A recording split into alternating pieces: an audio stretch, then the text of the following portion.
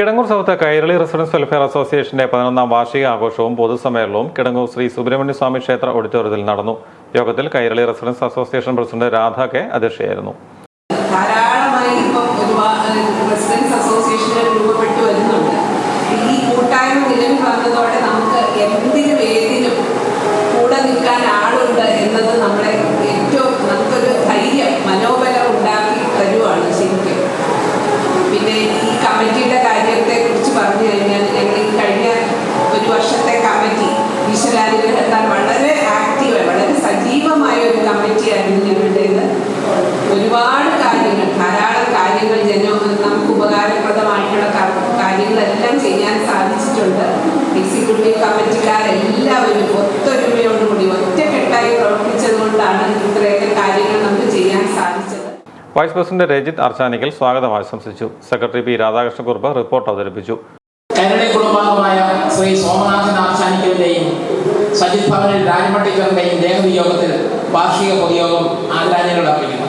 കൂടാതെ കൈരളി കുടുംബാംഗമായ രോഹിണിയിൽ ശ്രീ അനിലിന്റെ മാതാവ് ഭവാനി ഭാസ്കറിന്റെ നിര്യാണത്തിലും അനുശോചനം രേഖപ്പെടുത്തുന്നു.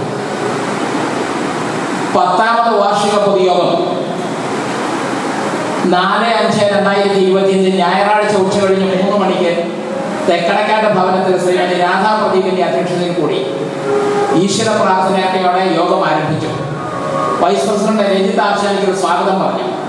Secretary doctor Biju Kedaram report അവതരിപ്പിച്ചു.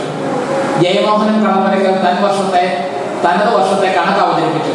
ചർച്ചകൾക്ക് ശേഷം റിപ്പോർട്ടും കണക്കും ഐക്യകണ്ഠ്യേന അംഗീകരിച്ചു. ട്രഷറർ വേണുഗോപാലൻ നായർ വരവ് ചെലവ് കണക്കുകൾ അവതരിപ്പിച്ചു. ഡോക്ടർ എസ് അരവിന്ദ് പ്രഭാഷണം നടത്തി. ബ്ലോക്ക് പഞ്ചായത്ത് അംഗം ജ്യോതി ബാലകൃഷ്ണൻ, വനിതാ സമാജം പ്രസിഡന്റ് സബിത ബിജു എന്നിവർ ആശംസകൾ അർപ്പിച്ചു. പുതിയ ഭാരവാഹികളുടെ തെരഞ്ഞെടുപ്പും നടന്നു. BBM school manager Dileep Kumar ഭരണാധികാരിയായിരുന്നു. പ്രിൻസി മനോജ് കൃതജ്ഞത പ്രകാശിപ്പിച്ചു. സമ്മേളനത്തെ തുടർന്ന് വിവിധ കലാപരിപാടികൾ നടന്നു. ഡാൻസ്, സ്കിറ്റ്, വയലിൻ, സിനിമാ ഗാനാലാപനം, കവിത തുടങ്ങിയവയാണ് അംഗങ്ങൾ അവതരിപ്പിച്ചത്.